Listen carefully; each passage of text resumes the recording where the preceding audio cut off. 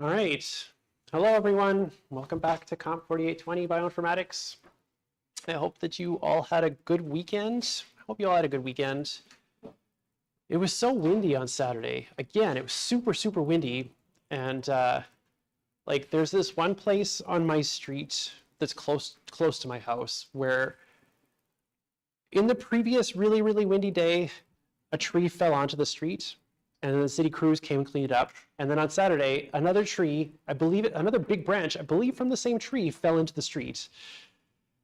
And the city crews came around really fast to clean it up, but it was just like, I can't believe that. I can't believe that this poor person has this like limbless tree in their yard now. It looks terrible. It looks awful.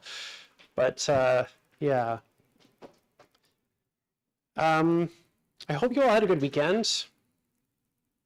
Before I get started on today's stuff, I wanted to know if there's any burning questions about the test that you had on Thursday.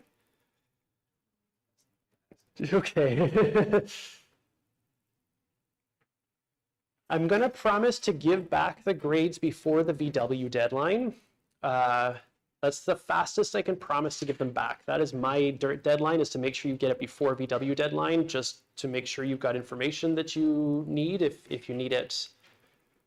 But yeah, I'll hold for 30 seconds if there's any burning questions about any part of the test. Yeah.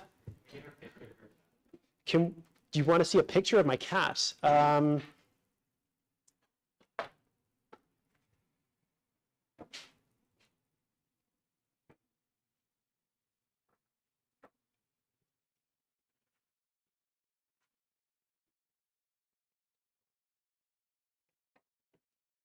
This is going to be incredibly awkward, but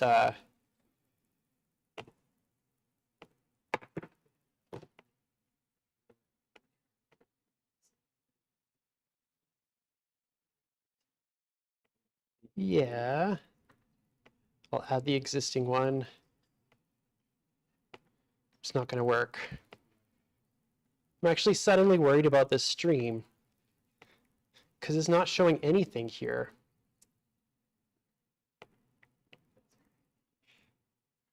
I want to make sure that this is actually recording this. I'm concerned that it's not. I'm going to quit OBS and start again.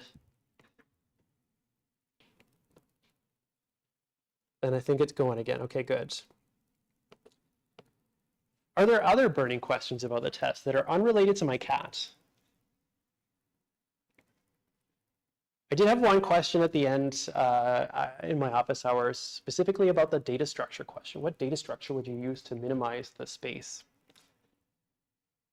So the table for these local alignments is filled with mostly zeros.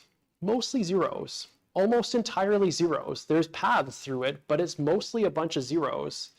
And so if you use an array of lists or a list of lists and just don't have nodes for the zeros, you can really minimize the amount of space. Instead of having m times n entries, you'll have some smaller number of entries that are non-zero. You'll keep track of indexes in your nodes, but that's one way to minimize the space. And then the example of like the bad case, like how do you make it happen anyway, fill it all up, is to have two sequences that are the same. All A's and all A's, and then you have non-zero entries everywhere. Yeah. Instead of saying like a linked list, you would set like a hash map instead. So like the coordinate combinations would be like your lookup. That's reasonable. The main thing that I'm really thinking about is don't represent zero. You have many, many zero entries, just don't represent those zero entries. There are still cases where it's going to be bad, but if you can show me, or I can reasonably infer that you're not representing zero entries in this structure that you're describing, that's effectively what I'm looking for here. All right, okay. Let's talk about stuff today. So we're moving on from the optimal sequence alignment algorithms that we were looking at last time. Last week, we would have looked at multiple sequence alignments, but for now, I'm just tabling that, and we're not going to talk about multiple sequence alignments. We may revisit that later, but the last two sequence alignment algorithms that we looked at that were optimal sequence alignment algorithms were Needleman-Wunsch for global optimal sequence alignment, and Smith-Waterman for local optimal sequence alignment. By the end of today's lecture, what I want you to be able to do is list different biological sequence databases, their main focus, and their growth over time. We're going to look at some examples of different biological sequence databases and biological databases. And I want us to get a big sense of how their size has changed since like 1997, which is when a lot of these different sequence databases would have started. Related to their growth over time, I want you to be able to describe strategies for searching biological sequence databases. We're really specifically this class looking at a heuristic that's called BLAST, and the next class we'll take a look at others. There's one algorithm or heuristic that's called Pattern Hunter, and then another one that's not an algorithm, it's a data structure that's called a Bloom filter. And Bloom filters will let you very quickly look up whether or not something is in a data set or not, and it uses minimal memory to do that. And it uses hashes and hash tables and stuff, which is, I think, kind of cool. But today we're focusing on BLAST. I want you to begin to compare database searching strategies to optimal alignment algorithms. We're going to see BLAST, and I am going to say straight up that BLAST is going to look a lot like what Smith-Waterman does. It's going to look a lot like that, but we're not doing Smith-Waterman, and we are explicitly not guaranteeing optimal alignments. Where Smith-Waterman and Needleman-Wunsch guarantee that you will get an optimal alignment, BLAST does not give you that guarantee.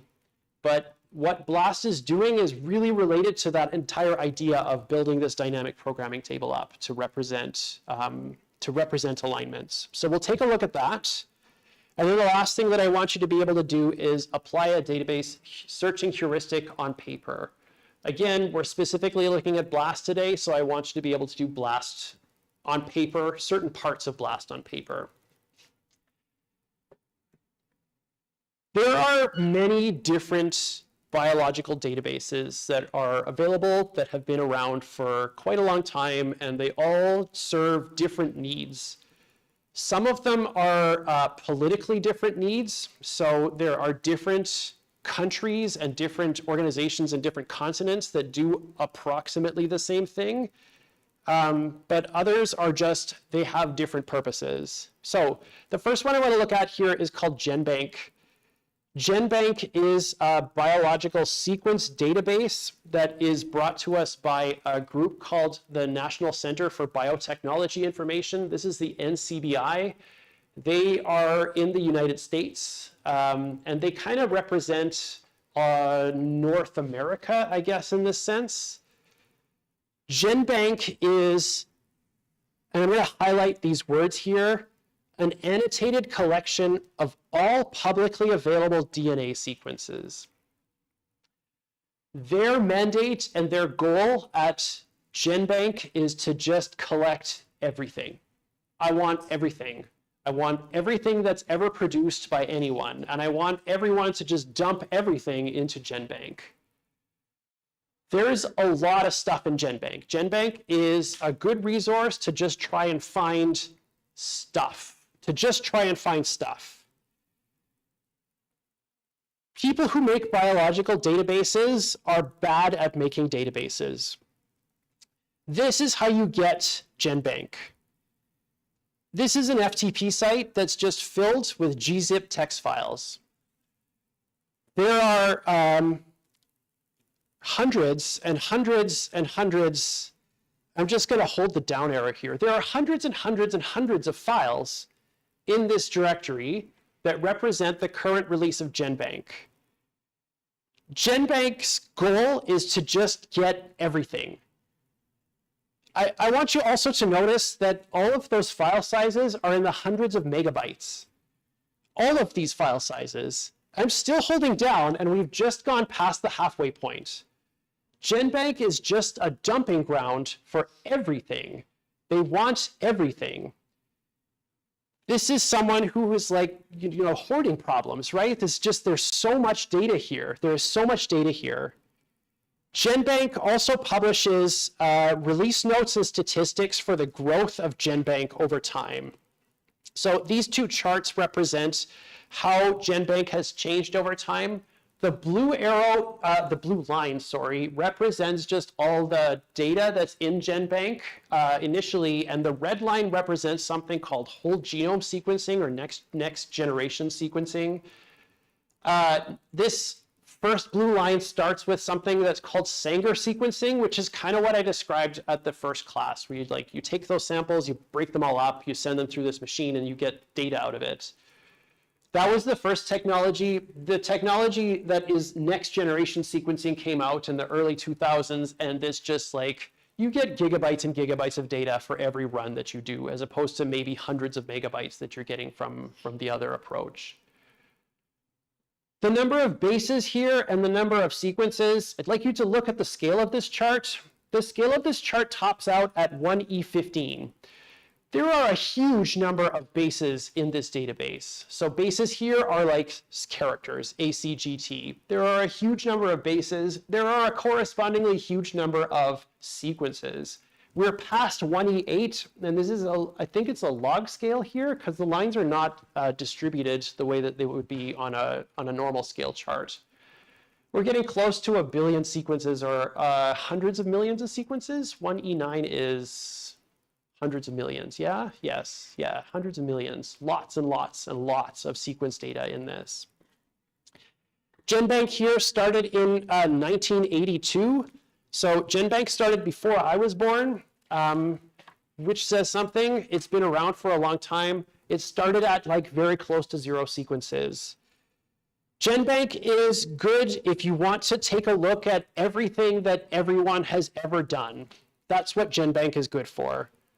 RefSeq is another database that comes out of NCBI. So it's still out of NCBI, but the goal for RefSeq is we don't want everything. We want to have good examples of everything. GenBank is, I want everything. If you sequence the same bug 10 times, I want all 10. RefSeq is, this is the canonical example of that bug that I want everyone to be able to say, this is Listeria, and it lives here. This is what that is. These are also well annotated. So annotation here means that you've got the sequence, and then you also have like the purpose, what it is, its name, how it's used in that organism, that sort of thing. Well annotated here does not say that it's been curated and human annotated. It's just been annotated. And that means that there might be software involved in that. So those are the two that are the North American version of these databases. There's also something called UniProt, and this comes out of the EMBL and the EBI. The EMBL is the, European Molecular Biology Laboratory, I think, and then EBI is, I don't actually know what EBI stands for, but it's the UK version of the NCBI. They have two main databases. There's the UniProt knowledge base, which is everything, and then it consists of these two parts. Tremble, which is kind of like GenBank. They just want everything, and you just dump everything into that. And then there's SwissProt, and SwissProt is a manually annotated. It's software supported, but there are human eyes looking at this to make sure that this is actually the correct annotation for this thing, and it's been updated and fixed and stuff.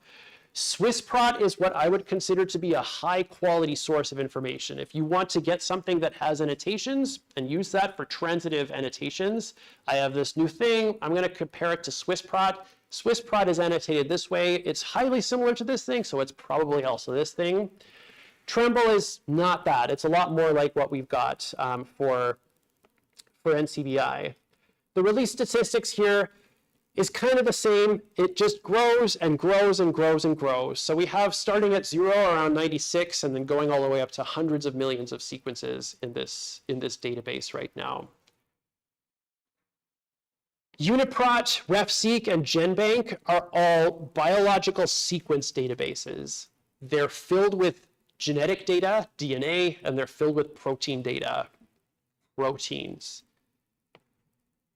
Not all databases are genetic sequence data. PDB is protein data structure database, protein structure database. This keeps track of proteins and their 3D structures, either as they have been created automatically with software. So we've got software that's folding things, folding these strings into shapes, and then showing how they interact with one another.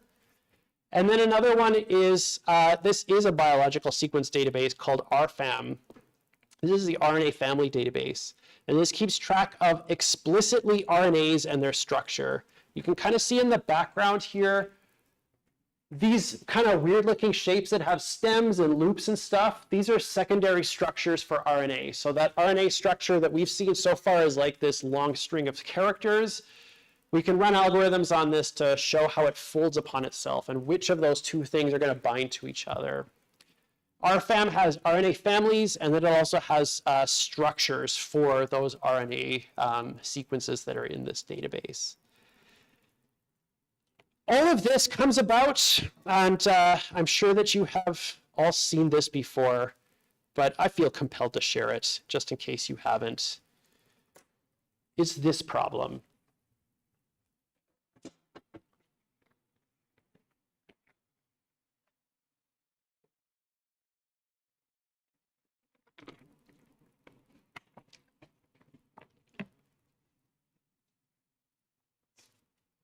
NCBI and EBI, EMBL, EBI, they're all part of a bigger consortium called INSDC, the International Sequence Database Consortium.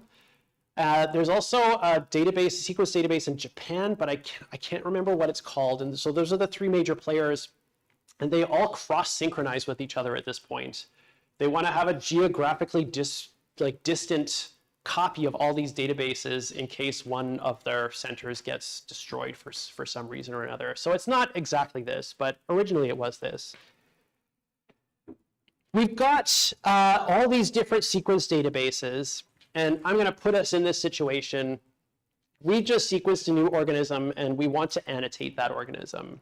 So I want to take all of the genes that I've got. So I'm going to do that whole reading frames and then open reading frames to figure out what the proteins possibly are, what the genes possibly are in this thing that I've sequenced.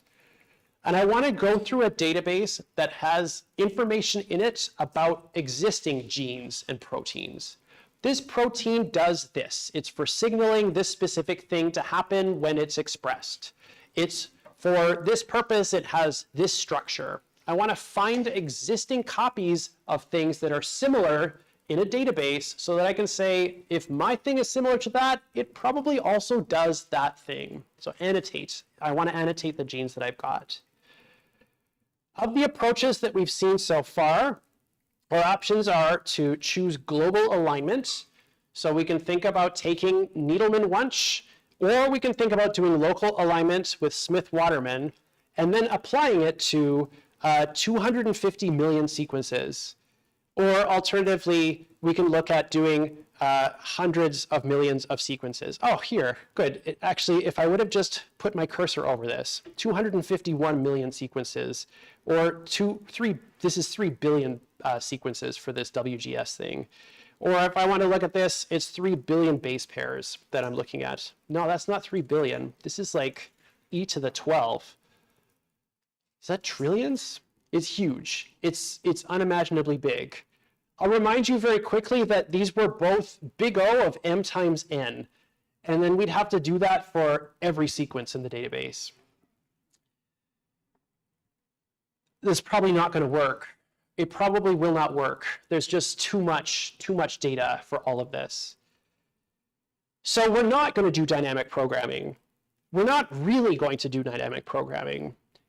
We're going to use a tool, or we're going to think about this approach that's called BLAST.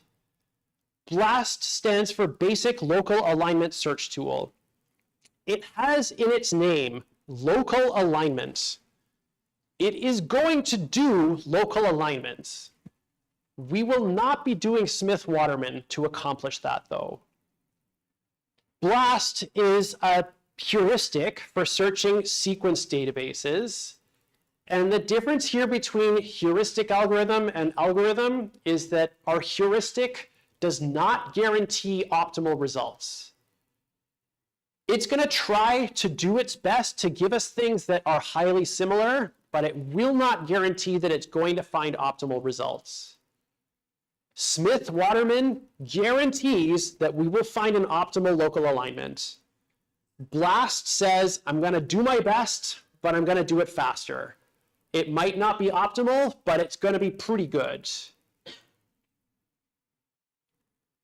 The basic idea for BLAST is that we're going to find exact matches of things that are really short.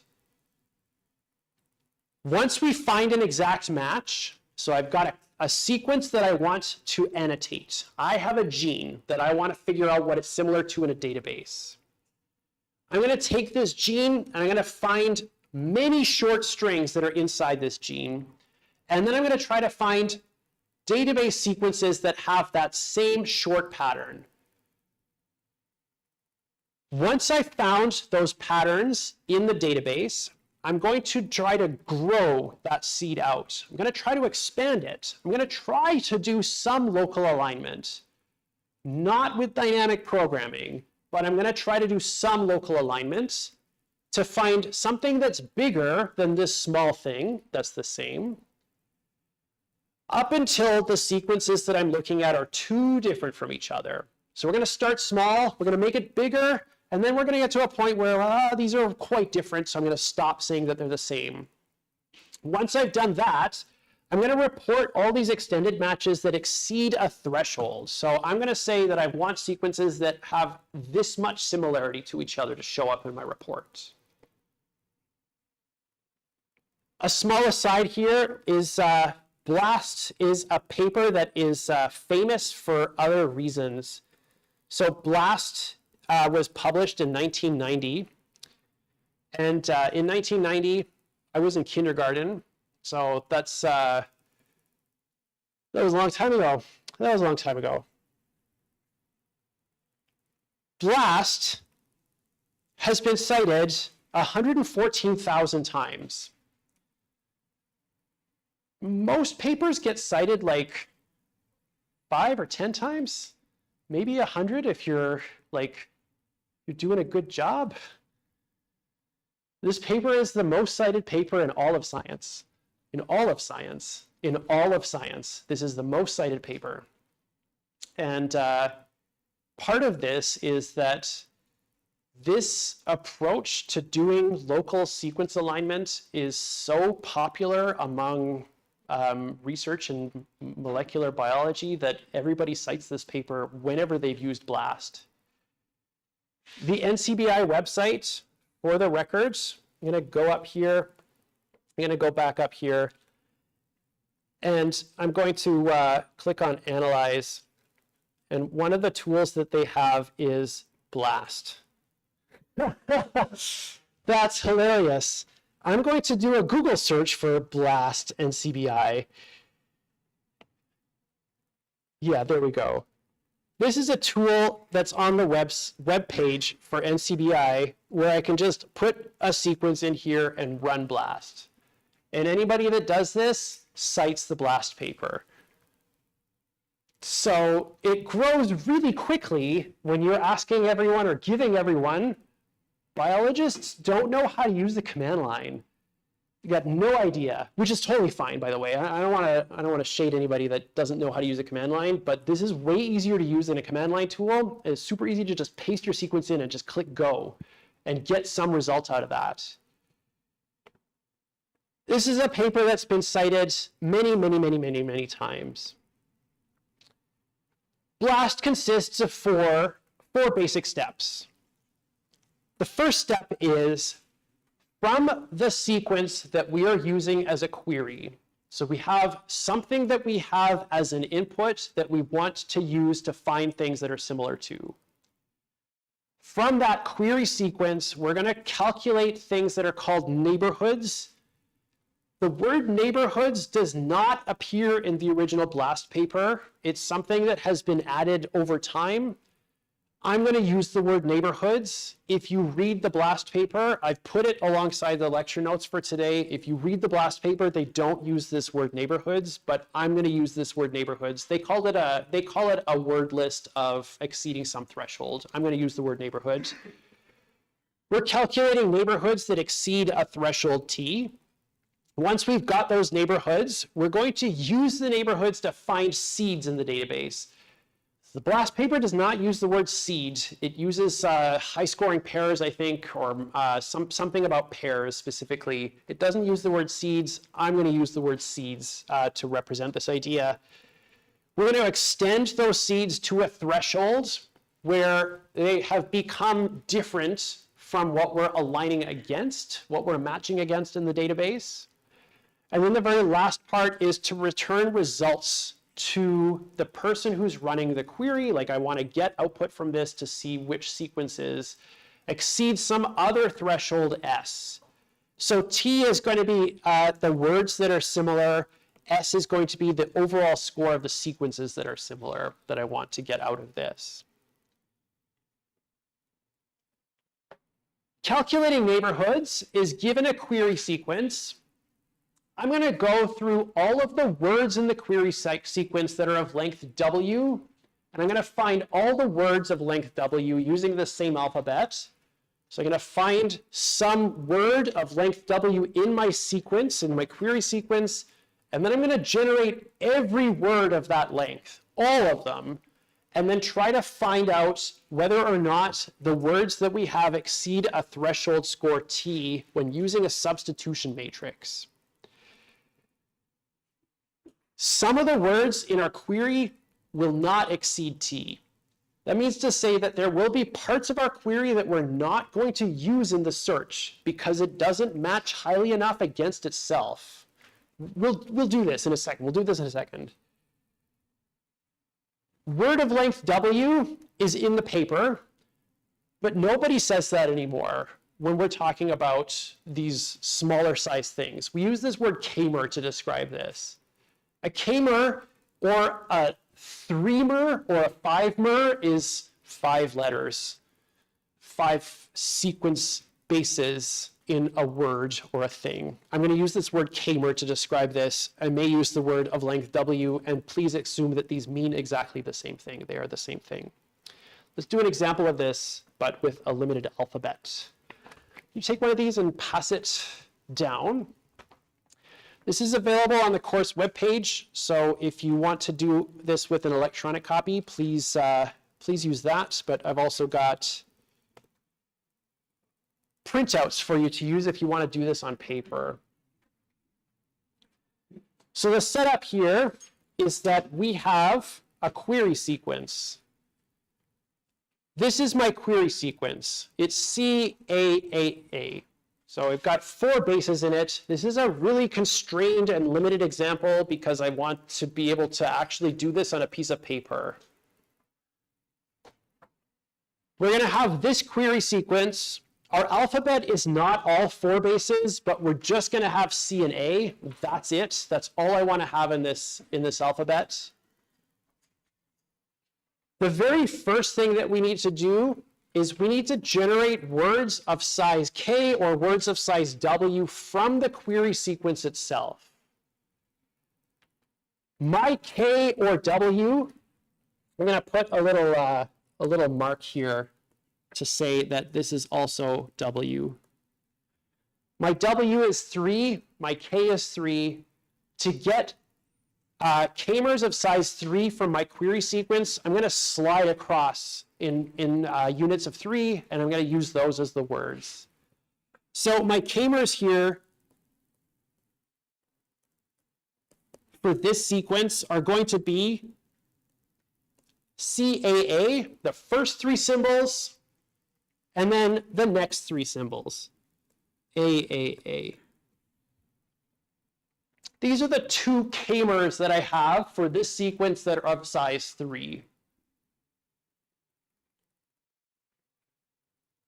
Once I've got my kmers from my sequence, I need to generate all words from that alphabet of size 3. The size of this word list is, I mean, it's the number of symbols in your alphabet to the power of 3.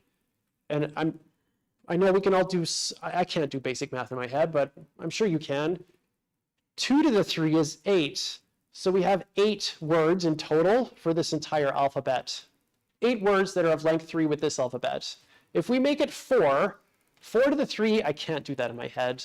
It's a lot bigger than 2 to the 3. It's a lot bigger than 2 to the 3. It doesn't fit on this page. So we're only using 2 symbols here, but when you're looking at this with real sequence data for DNA, it's 4 to the 3. When you're looking at this with proteins, it's 20 to the 3. There's a lot of words that fit into this. This little snippet of code, please feel free to use that. Please feel very free to use that. This will generate all combinations of 3 symbols from a given alphabet. It's nice. Python is a good language sometimes. What we want to do here is, given these 2 k-mers, we want to go through every word of the same length and calculate similarity between these 2 things. BLAST uses BLOSUM, and it uses specifically BLOSUM 62 as a scoring matrix. I'm going to pop open in my terminal. I'm going to make this bigger.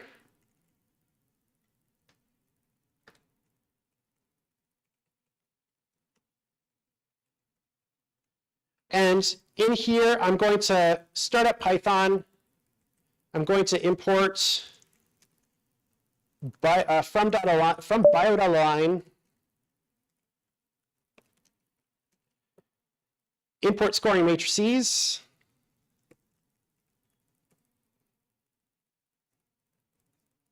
Oh no, I don't have it installed on my laptop.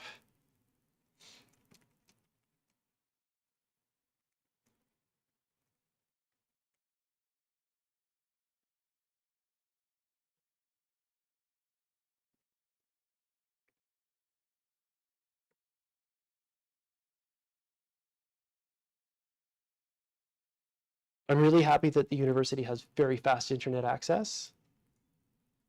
I'm also pretty happy that this is a fast laptop. I say as it freezes on something.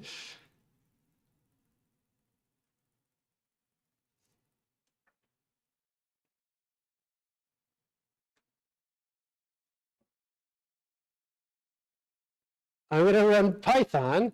I'm going to run that.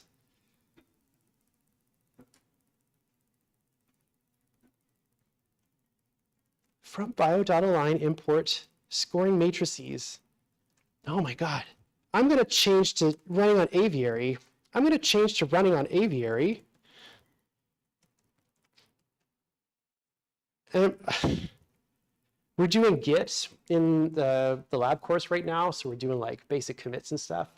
And I don't know what you have for experience with Git other than 3350, but it's a struggle to remember how to explain things like this is what commit means. This is what commit means. Python 3, I'm going to say from bio.align import scoring matrices.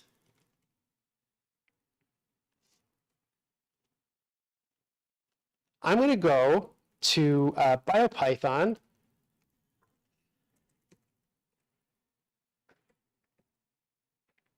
I'm just going to get ChatGPT to do it for me. Import scoring matrices from BioPython.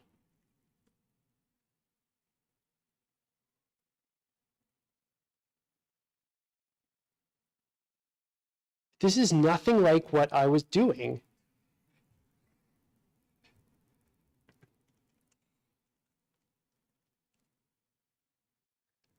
Thank you, ChatGPT. That's deprecated. Ted. want to use bio.align.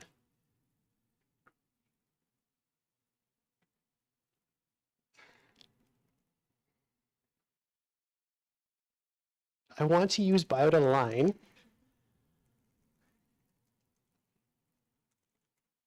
Import scoring matrices.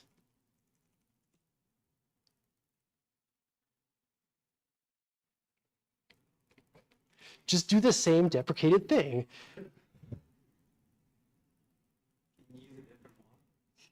Can I use a different model? No, I don't have an account.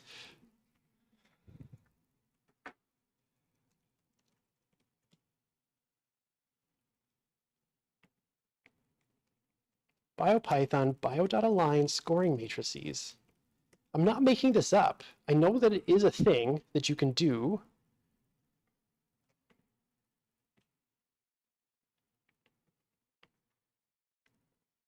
BLOSUM 62.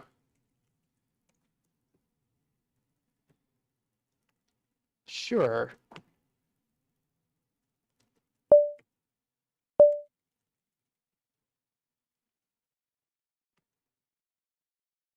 Bio.align.substitution matrices. I'm going to give up. I'm just going to give up because I'm trying to do something in an automated way that I can just do the old-fashioned way and look up on Wikipedia BLOSUM. And then we have BLOSUM 62 here. It's fine. We don't have to do it the fancy way, but I'll make sure that I correct that code so that when I give you something, it actually represents what you're supposed to do. That's not embarrassing at all. Okay. We're going to go through each of these. This is really bothering me now. I didn't mistype it, did I? It's just scoring.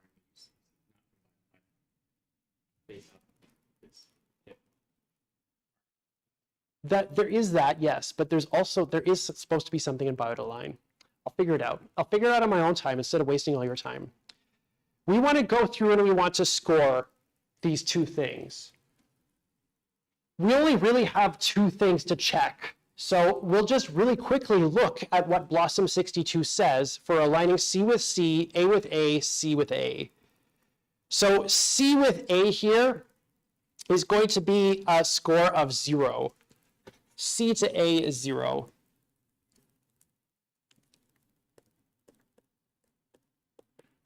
For BLOSUM 62, C to C is 9. And A to A is 4. Those are the scores that we care about from BLOSUM 62. I'll draw a gray arrow here up to this so we know where those things are coming from. These are BLOSUM scores that are going to be used for our basic alignment here. And what I want to do is, for each of the words that are generated here, I want to find ones that exceed this threshold T. So I'm going to say, first, I want to match this up with AAA. C to A is 0. A to A is 4. A to A is 4. The total score here is 8. So AAA is not going to be in our neighborhood. It does not exceed the threshold. The next one, AAC, the scores that we have here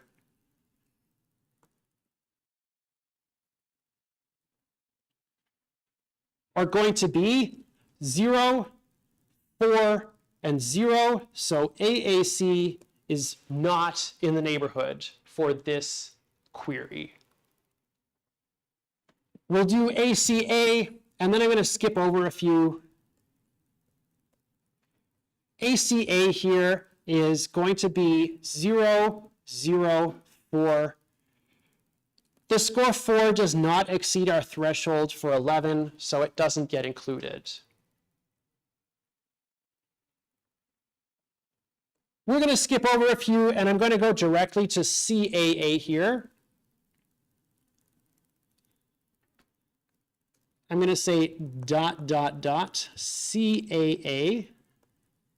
The scores that we have for this are 9, 4, and 4. When I align C with C, it's a score of 9. When I align A with A, it's a score of 4. When I align A with A, it's a score of 4. The total that we have here is 17. That exceeds the threshold T. So that means that this sequence here will be part of the neighborhood for this k-mer in my query sequence. I'll do one more here. We'll do CAC, sorry. The scores that we have here are, when we align C with C here, the score is 9. When we align A with A here, the score is 4. When we align A with C here, the score is 0. The total score for this is 9 plus 4 is 13. That exceeds our threshold of 11, so we include that sequence.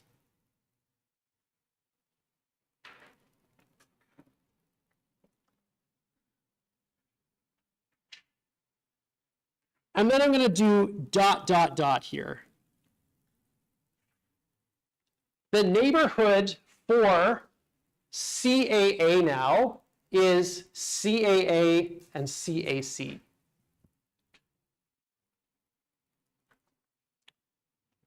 For AAA, we will do the same thing.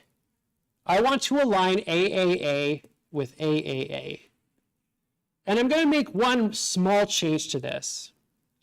I'm going to say that the threshold here is not 11, but it's 13. I'm going to change this just slightly. My threshold is 13. AAA, aligned with itself, with BLOSUM, has a score of 4, 4, and 4. So the total score is 12, which does not exceed our threshold. That means that for this k-mer, the neighborhood does not include itself, which is kind of weird. We're explicitly excluding some part of the query sequence because it doesn't align highly enough with itself. I'm going to switch back to my web browser here for a second. Some proteins in our database appear so frequently that having them align with each other doesn't mean anything valuable in terms of whether or not we include this part of the sequence in the query that we're doing. So AAA is meaningless in terms of biologically relevant to be able to include it in the sequence that we're doing. We have WWW here.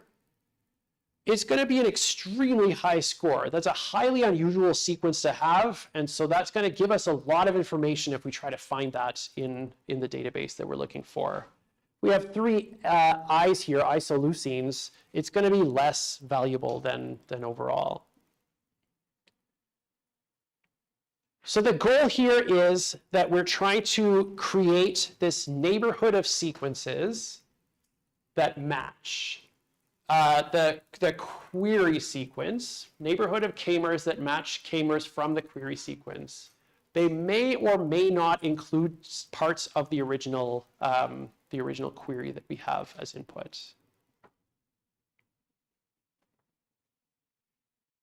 I swear that I actually ran this code on my laptop.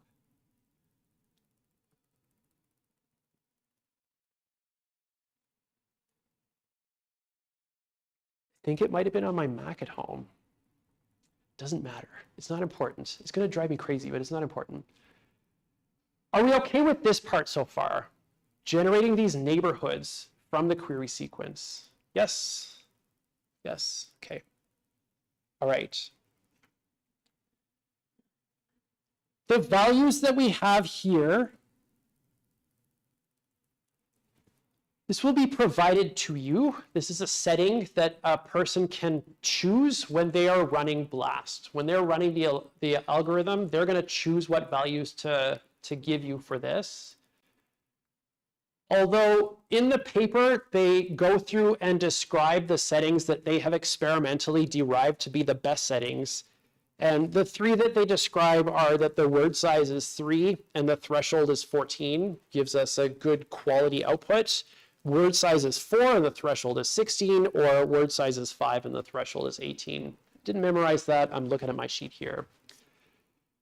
They've experimentally derived it, but these are settings that you can make for when you're running the algorithm itself, when you're running the heuristic. Any questions about this?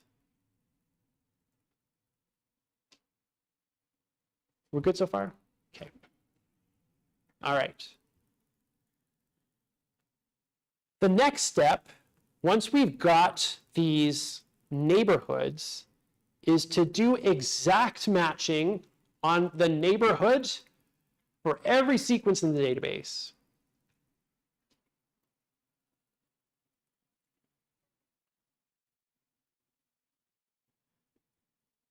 And I hope at this point that this is a familiar concept to us that evokes images like this one in our brain. This is set matching. This is set matching. We're trying to do set matching. We've generated these neighborhoods, and we're going to try to do exact matching on the neighborhoods themselves. So we can do something like build a trie from the neighborhoods and then use the entire database as input to the trie to find matches in the database. This seems really familiar. The text here is the sequence database, the entire sequence database, every record in the sequence database. And the pattern set is the neighborhood that we've just created. We created a bunch of neighborhoods that have all of the patterns that are 3 symbols long that match highly enough to the query. Now we can use that neighborhood to generate this trie and then run our entire database through that to find these initial short, small matches in the database. With a heuristic specifically, we build the trie, and then we have a linear operation on the database, on the text input. We run the text input through this model, and we get our outputs. So we do exact matching on the neighborhood that we generate for every sequence in the database. Once we do that, the goal of doing this exact pattern matching is to find these things called seeds. We're trying to find really small matches in the database very quickly so that we can start to do an expensive operation on the database. Finding these really small things is quick, and then for each of them, we're going to do this expensive thing that is extending the seed to the right, or to the 3' side, or to the 5' side, or to the left, whichever way you want to think about it right now, but I'm going to use the word right to describe this. Extend the seed to the right using a scoring matrix. So BLOSUM, we're going to do matches and mismatches. We're going to keep track of local maximums and local minimums. And as we're doing that, so we're keeping track of what the score is as we add new symbols for the matches and mismatches. And what we're doing with that is when the maximum, the difference between the max and the min exceeds some other threshold, then we stop. This is the part that says, I'm going to keep adding new symbols to one side of this, and then I'm going to stop when things are too different from each other. I'm starting from something that is an exact match to one of the patterns that I've generated, which may or may not be in the query sequence, but it's highly similar to something that's in the query sequence. And I'm going to extend this until we get to another threshold that says, now you're too different, so stop extending this way. When we get to that point, we go to the other side and we do the same thing. We start adding symbols on the left side of the sequence and the pattern that we're looking at. And we do matches and mismatches, and we stop when we get to a point where we've exceeded this threshold that this is just too different. These are not similar to each other anymore. Each of these extended seeds is called a high-scoring pair. It exceeds some threshold that we have that they are representing things that are quite similar to each other. Really importantly here, I've never used the word gap. BLAST, in this case, is just doing matches and mismatches. It will never do a gap. There are no gaps in this version of BLAST. We will only ever match or mismatch, and we will never insert a gap. If we get to a point where there would be gaps in a protein sequence, we're going to just keep getting mismatches, mismatches, mismatches, and it becomes too different. BLAST, in the way that we're describing it right now, does not do gaps. It's just straight up matches and mismatches. Let's go back to our worksheet here, and I'm going to go to the next page.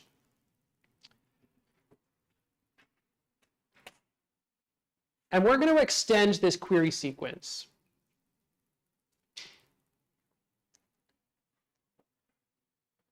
I'm going to pop over here really quickly. BLOSUM, copy image. I'm going to paste this image here. I'm going to make it a tiny bit smaller. I'll put it over here, and then we've got a copy of that at hand. We are going to take this query sequence that we've got, and we're going to match it to this database entry, and we're going to extend. We're going to keep track of a local minimum and a local maximum for how much we've gained or lost in terms of differences between these two things. We will not insert gaps. There are no gaps in this version of BLAST. What we're starting from is this matched k-mer. So I'm going to write these symbols down. We are starting from EGH in the query. So I'll write Q here for query, EGH, and in the database, I'll write D. We've got a sequence that is HGH. These three are the seed that we are starting from. We did exact pattern matching through our database, and we found this seed in this sequence. Our goal now is to take symbols from the query sequence and the database entry and go to the right and add symbols and keep track of the scores that we have seen so far. The first symbols that we've got here are I's. Both the query and the database have an I in this spot. And so we're going to look up I to I here, and that is a score of +4. I'm going to write that in the center here. So this is a match. We're finding these two things. We're keeping track of this. Our local max is currently 4. I'm not going to use that pen.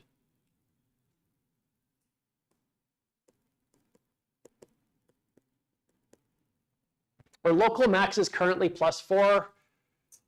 Our local min is also technically currently +4 because we haven't actually gone down anywhere yet.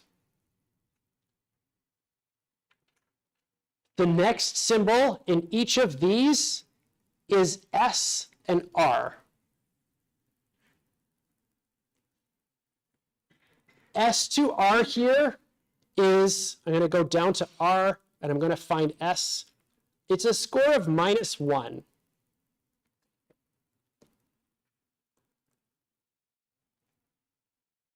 So we'll say that we've hit a local max because these were a match and we had this high score of 4.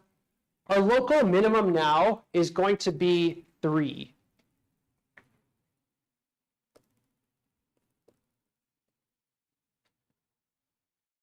ET, our threshold for extension threshold is 5. The difference between 4 and 3 is 1, which is less than that extension threshold. So we can keep extending. They have not become too different yet. The next symbols that we have are C and C here. C and C is +9 in the top right corner, top left corner of this thing. So our local max now is going to be plus 10, plus 12. It's going to be 12.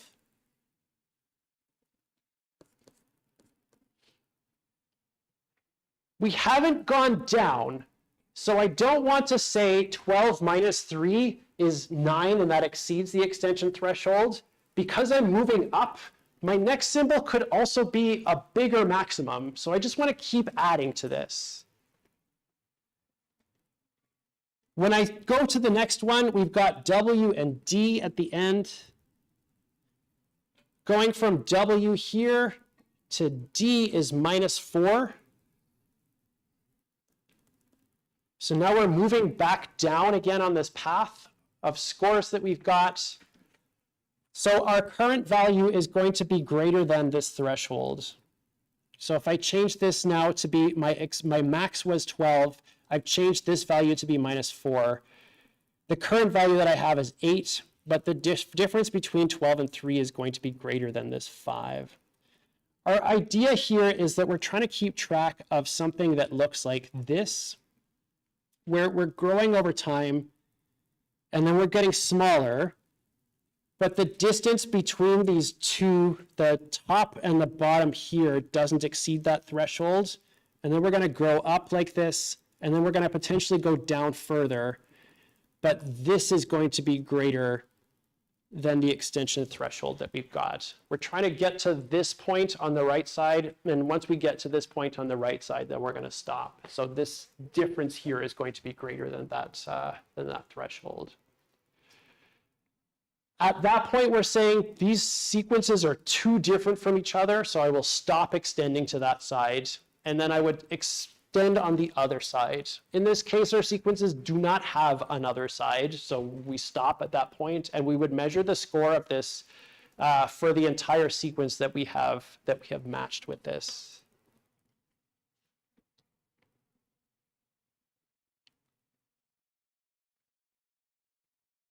I'm going to pop back to my slides for just a second. Once we've done that, we're going to report all of these high-scoring pairs that exceed a score S. This is something that we're also getting as input to us. So similarity score that is going to represent how much of a threshold I want to have to include these in the report that I've got. BLAST also has this thing called an E-value, which you will not be expected to reproduce in any way, shape, or form, but it's ultimately representing what's the likelihood of this randomly aligning to something in the database, given the size of the database that we have and the content of the database that we have, versus being an actually biologically relevant thing that we're looking at here. Lower values for this are better. So things that are closer to 0 means that there are like 0 other sequences in this database that we're expected to hit just randomly by chance. E-values come from this expression where M is the length of the query, N is the size of the database, S is the score threshold for high-scoring pairs, and then K and lambda are calculated by the database itself and the content of a bunch of randomly generated sequences. You will not be expected to reproduce this, so you do not need to memorize it. The main thing that I really want you to get from this is when you actually run BLAST, lower values are better for this E-value measurement. BLAST is not doing dynamic programming. BLAST does not do dynamic programming. BLAST explicitly does not have gaps, but what I'm going to do is I'm going to go over here, here,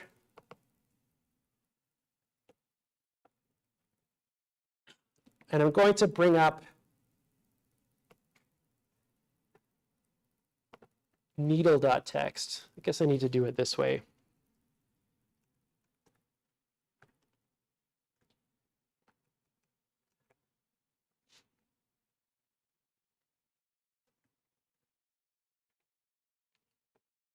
BLAST is explicitly not doing dynamic programming, but I'd like to think about this in the form of dynamic programming. BLAST is not doing dynamic programming, but what it is doing is it's following this path. That was terrible. It's following this path. Somebody should have made this so that the cells were all the same size. This is terrible. It's following that diagonal. It's following just the diagonal. Maybe I'll go to this one, where the cells are mostly the same size but are impossible to see. It's following this path through the table, where all we have are matches or mismatches. We do not have gaps. If we're following just that path through the entire table, we don't need to calculate or represent any of this. And if we're following that path through the table, we don't need to calculate or represent any of this stuff. We're just doing matches and mismatches, so we're doing this straight line through the table. We're also kind of doing this in the opposite way from what we were doing with dynamic programming. With dynamic programming, we were saying, let's go through this table and find the highest value, starting from the bottom, just to find the highest values for local alignment in the table anywhere, wherever they happen to be. With BLAST, what we're saying is, I'm going to start here. This is the first thing. It doesn't matter whether it is the highest score or not. I'm just starting somewhere in the middle. And then I'm going to keep going this way until I get to a point where it's too low. And then I'm going to go this way until I get to a point where it's too low. BLAST is approximating this approach without doing dynamic programming. It's not guaranteeing that it will find an optimal alignment because it's not necessarily going to find an optimal alignment. There might be some score that's higher somewhere else that it never finds, but most of the time it's going to find that. Generating the neighborhood here is this part. We're trying to generate all sequences of a certain length that are similar to all three-mers in that query sequence. When we're doing exact matching on all of those things that are similar, I don't have to calculate that little matrix because I've just generated everything that's similar. Generating the neighborhoods is making that little part of the matrix to find that thing that's highly similar. All right, are there any questions about BLAST? It's okay? Mostly okay, except for the embarrassing, like I can't make matrices load up on my machine. I promise I did it. I swear I actually did this before class. Okay. At this point, you should be able to list different biological databases, their main focus, and their growth over time. Their growth over time is summed up as exponential. Good enough. That's what we care about. It's just massive growth over time. Too big to meaningfully do dynamic programming on. Describing strategies for searching biological sequence databases. BLAST does this by looking at every sequence in a database. We generate this neighborhood of patterns. We do exact set matching.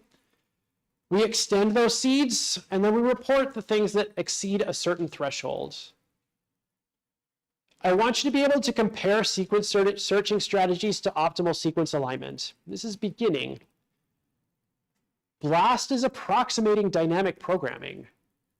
We can look at a dynamic programming table and see approximately what BLAST is trying to accomplish without actually doing dynamic programming. And I want you to be able to apply at least parts of a database searching heuristic on paper. You will eventually be asked to do this in code. That's it for today.